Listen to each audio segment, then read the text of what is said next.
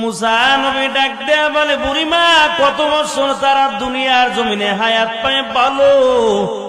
বুড়ি মহিলা ডেকে বলে, ও পয়গম্বর মুসা, 300 বছর 350 বছর হায়াত পায়, তারপর সন্তানগুলো দুনিয়া থেকে বিদায় হয়ে যায়।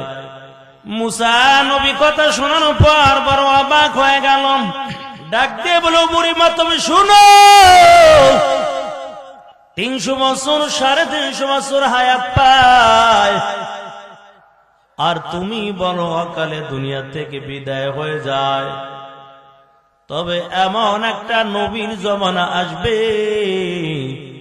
যেই নবীর উম্মতেরা হায়াত পাবে 50 বছর, 60 বছর কি 100 বছর। বুড়ি মহিলা কথা শোনার পর আরো বড় অবাক হয়ে গেল। ডাক দেয়া বলে, ও পয়গম্বর মুসা,